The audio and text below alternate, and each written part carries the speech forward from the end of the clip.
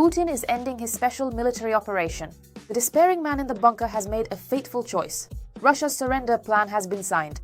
His address to Zelenskyy has never sounded so plaintive.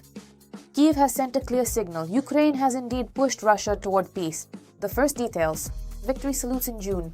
Shock. The US Army will be stationed at the border with Ukraine. Trump spoke about this for the first time. Nawrocki still managed to win over US forces. Victory is already near. The front is breaking. Ukrainian forces pierced front lines. Moscow has lost control of the skies and rear. A decisive moment. Putin's drones are mired in filth. The apocalypse has engulfed the Russian Federation, and Moscow won't be able to wash this off. It all just happened. Greetings. I'm Marina Taslanova, and we're getting started. It's hard to believe. Putin made an unexpected statement about ending the war in Ukraine. After many years of aggressive rhetoric, the Kremlin suddenly began to change its tone. And now the main question is this a real signal of the end or just another new game from Moscow? I think things are moving toward a conclusion, but these are still serious matters. Also, the Kremlin is discussing a possible meeting between the two presidents in a third country, but only after the terms of the peace agreement are coordinated. Bankova's response was not long in coming. According to the head of state, the Ukrainian side has long been ready to hold meetings. Now it is necessary to determine a specific format for the dialogue. We gave it a little push, and we've been ready for meetings for a long time, so we need to find a format. This war needs to end, and security must be reliably guaranteed.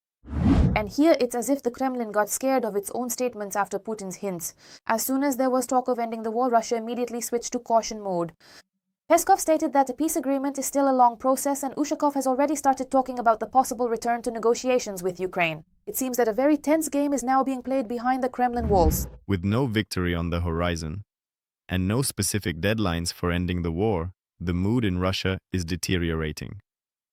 Putin, who has led Russia as either president or prime minister since the last day of 1999, is facing a growing wave of anxiety in Moscow over a war that has claimed hundreds of thousands of lives, left parts of Ukraine in ruins, and drained Russia's economy. Against this backdrop, the chances for a real end to the war are higher than ever. On the popular prediction platform Polymarket, the probability of a ceasefire between Ukraine and Russia already in June by the end of the year suddenly jumped to 100%.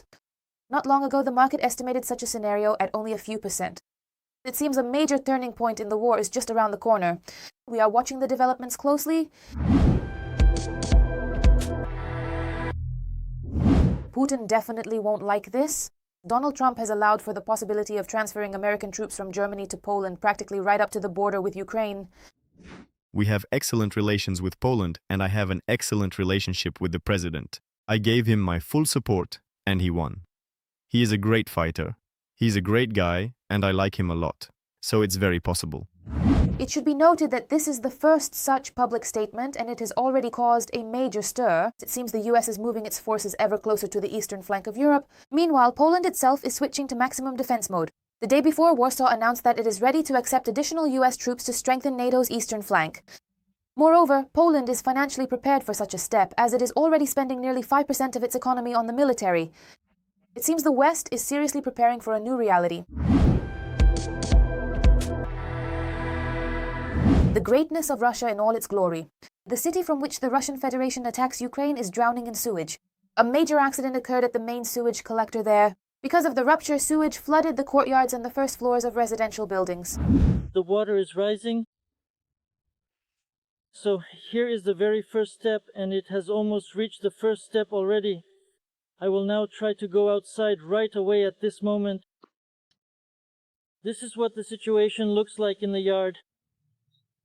Here are my flowers blooming. Everything is flooded here. In Engels, this fecal crisis has been continuing for a week and a half already. Due to the accident at the collector, almost 200,000 people were left without water for the entire holiday period. On certain sections of the front, Ukraine has gained a significant advantage in recent months thanks to the rapid development of technology, production, and tactics. This is building 87, where the sewage has completely backed up, and it feels like absolutely nobody cares about the situation. The authorities keep telling us it is the city system that is backed up, and here we are left here struggling and practically drowning in it. This is the city center. I really want to send this video directly to the governor. Our local authorities here continue to do absolutely nothing. Maybe at least the governor will be able to knock some sense into them. This is just awful what's happening here. These are the sewage waste from all the houses. The utility system has switched to emergency mode. A municipal-level state of emergency has been declared in the city, and to deal with the aftermath somehow, the authorities had to urgently purchase equipment all the way from Yaroslavl. Their own resources were no longer sufficient. Residents were given a whole set of survival rules. Drink only boiled or bottled water and limit the use of the sewage system as much as possible. Moreover, they are even asking people not to throw toilet paper into the pipes so as not to break the system again after repairs. It seems the facilities have switched to manual control mode. A total fiasco for the Russian army on the front line. Putin's army is showing its weakest progress since 2023. The occupiers are barely advancing, even though they are throwing huge resources and people into the fight. It seems that the pace of war Moscow tried to impose on Ukraine is starting to collapse right before our eyes. After achieving successes at the end of last year, the Russian military has gradually slowed down. In some parts of Ukraine, they have lost territory. The front is signaling changes, and it is no longer possible to hide this. Analysts from the Institute for the Study of War and Deep State point to a noticeable slowdown in Russian advances. Moreover, reports record episodes where Russia did not achieve any territorial gains, and in some places even lost positions it had occupied. On specific key sections of the front, Ukraine has gained a distinct advantage in recent months, thanks to the highly rapid development of technology, production and tactics. Our drones have completely changed the rules of the game on the front line.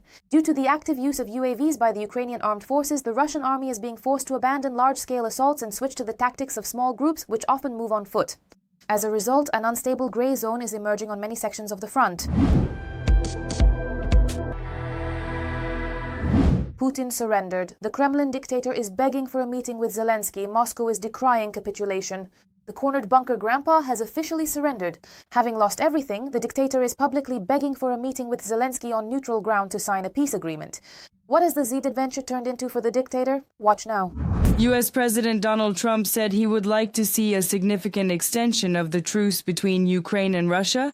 According to him, it was he who put forward the proposal for a ceasefire. Both Kyiv and Moscow agreed, although earlier there was information that the Russian dictator himself had requested a truce for May 8th to 9th to hold a military parade. We have received Russia's consent for a prisoner exchange in the format of 1,000 for 1,000. A ceasefire should also be established on May 9th, 10th, and 11th. Ukraine is consistently working on bringing its citizens back from Russian captivity. I have instructed our team to promptly prepare everything necessary for the exchange. I thank the President of the United States and his team for their effective diplomatic involvement. We expect that the United States will ensure that the Russian side fulfills the agreements. Volodymyr Zelenskyy, President of Ukraine, on social network X. Although the Kremlin itself requested a ceasefire for May 9th, on the very first night of the three-day truce, Russian forces continued attacks on Ukrainian regions. According to the Ukrainian Air Force, Ukraine was recently struck by an Iskander-M ballistic missile and a total of 43 drones. Ukrainian authorities and the military have repeatedly noted that Russia traditionally uses such ceasefires as an element of its information campaign, while simultaneously continuing combat operations at the front. United States Secretary of State Marco Rubio also pointed out the lack of productive results in the peace process between Russia and Ukraine. We are fully prepared to play any role that may be required to bring the situation to a peaceful diplomatic resolution. Unfortunately, these efforts have reached a complete stalemate. But we remain always ready to engage if commitments change.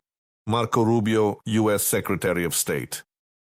EU Foreign Policy Chief Kaja Kallas Kishmo noted that the peace talks currently underway are actually failing to make any real or significant progress. She added that within the negotiation track, all the demands are being made of the Ukrainian side, while none are being made of the Russian side. And that is precisely why, several months ago, I proposed to the foreign ministers a list of measures that we want to see from the Russian side as well. After all, there are also demands being made of Europe, for example, if we recall the issue of lifting sanctions. As for Moldova, I believe that the withdrawal of Russian troops from Transnistria should also be one of the EU's demands. The Kremlin continues to claim that the dictator is ready for negotiations, even though the negotiation process has repeatedly been sabotaged by the Russian side itself. Ukrainian President Volodymyr Zelenskyy, for his part, has repeatedly stated that he is ready for a meeting at the level of leaders, since it is precisely in this format that a solution to the territorial issue can be reached. Moscow is suffering significant setbacks on the front, and because of this, it is once again trying to push through an ultimatum to force Ukraine to withdraw its troops from the non-occupied part of Donetsk region. Supposedly, only after this is Russia allegedly ready to cease hostilities and continue peace negotiations. The Kremlin has for a long time been putting forward specific demands regarding the non-occupied part of Donbas as a necessary precondition for establishing a ceasefire or achieving a lasting peaceful settlement in Ukraine. Relinquishing control of the non-occupied parts of Donetsk and Luhansk regions would provide the Russian Federation with strategic control over Ukraine's fortress belt, a series of fortified cities that have served as the essential structural backbone of Ukraine's defense in this region since 2014, according to a detailed report by the Institute for the Study of War. Analysts from the Institute for the Study of War have pointed out that such a demand from the Kremlin does not offer up any guarantees for actually achieving a peace agreement. The Russian Federation is essentially demanding territories that could become a springboard for a new offensive operation. The press secretary of the Russian dictator Peskov stated that Putin is supposedly ready to negotiate with everyone, but will not take the first step. He added that the path to peace will be very long and will depend on complex details. Thus, the Kremlin is making it clear that they do not intend to speed up the process. EU foreign ministers will discuss the issue of possible negotiations with the Russian Federation and the European Union's demands to Moscow at the end of May. But we recognize the reality that just like in Iran, the regime in Russia stands firm and it will persist in its current position. So we simply have to talk to it. But on the other hand, the regime does not want to talk to us.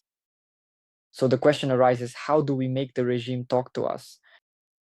This is actually a very interesting and deep topic because authoritarian regimes in particular, they seem to be incredibly solid. But in reality, they are actually quite fragile and vulnerable. They appear to be very strong and hard to break. But if even a small crack appears, the whole thing can just simply fall apart in an instant. This is basically the situation both in Iran and in Russia. Despite the Kremlin's statements about being ready for dialogue, Moscow continues to put forward new conditions, drag out the negotiation process, and at the same time maintain military pressure on the front. Without forcing Russia to take real steps, diplomatic initiatives risk becoming nothing more than a temporary pause in the war, rather than a path to lasting peace. Karina Loloyan for Freedom TV channel. Europe has Putin cornered, the dictator has waved the white flag and is begging for mercy. EU leaders are sentencing the Russian Federation in this historic turning point. Seeing the total exhaustion of the Russian war machine, the leaders of the European Union delivered a crushing diplomatic blow. The initiative has been seized. Watch for all the details. The European Union is considering establishing a direct negotiation channel with the Kremlin to avoid being isolated from the peace process, which is currently being led by the United States, according to the Financial Times.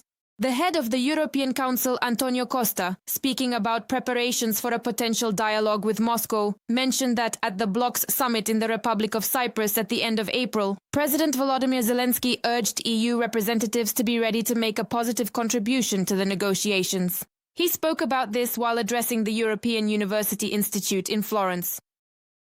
In any case, we need to negotiate with Russia. After all, the architecture of peace and the architecture of security in Europe is a matter for the future. We cannot change geography. We are in Europe. We are direct neighbors of Russia. And of course, we need to talk with them about the future. I am communicating with the 27 EU leaders to find the best way to organize ourselves and effectively determine what we need to discuss with Russia when the right moment finally comes. Earlier, French President Emmanuel Macron called on Europeans to engage in direct dialogue with Russia. Later, he was supported by Italian Prime Minister Giorgia Meloni. The European Union sees an advantage in having a single representative at the negotiations to achieve peace in Ukraine, said Ariana Podesta, Deputy Chief Spokesperson of the European Commission. At the same time, she added that Brussels does not yet see any willingness on the part of the Russian Federation to engage in such talks. She explained that Moscow's current behavior only indicates that dictator Putin merely wants a pause to hold his parade. In the very long term, he is not interested in peace. The relentless airstrikes against Ukraine once again demonstrate quite clearly that Russia is not serious about negotiations for a ceasefire or peace.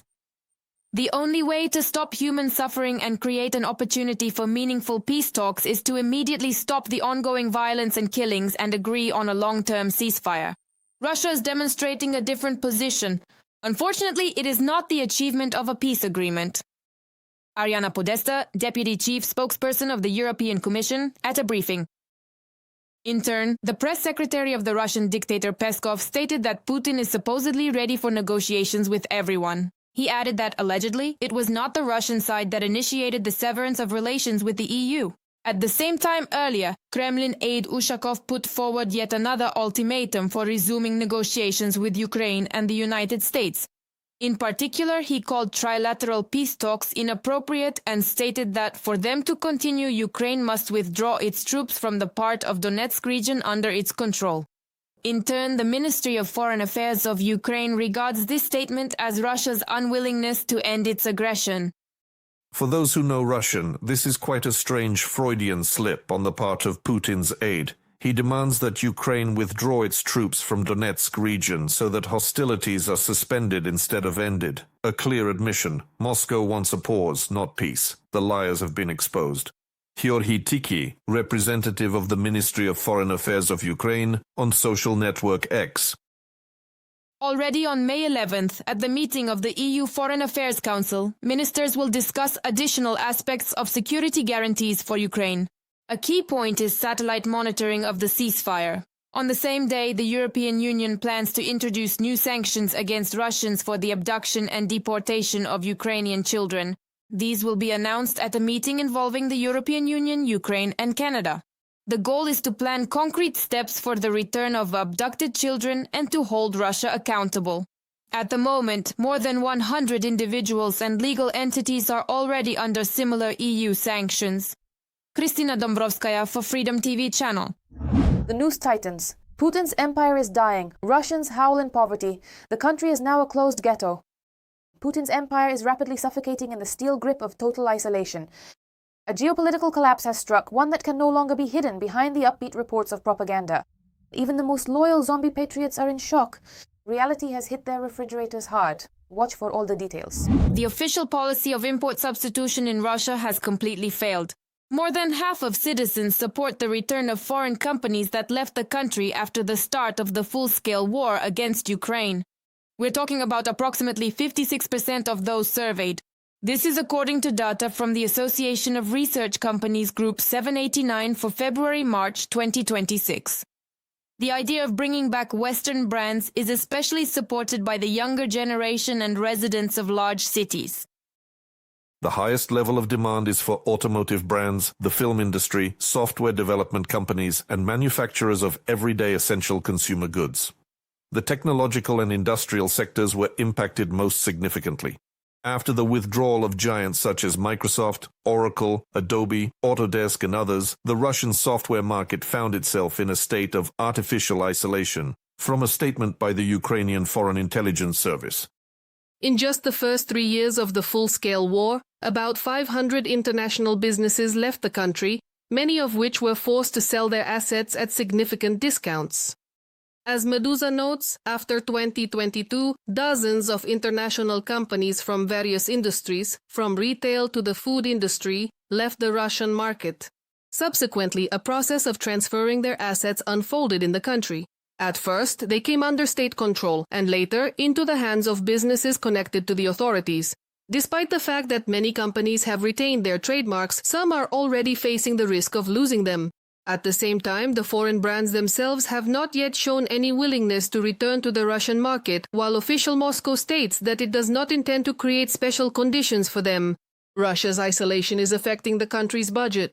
In the first 3 months of this year, the federal budget deficit increased by 1.5 times, exceeding the annual target. This was reported by the Moscow Times, citing preliminary data from Russia's Ministry of Finance. According to the report, economists doubt the Russian Ministry of Finance will stay within the annual spending limits and anticipate that new taxes will be introduced.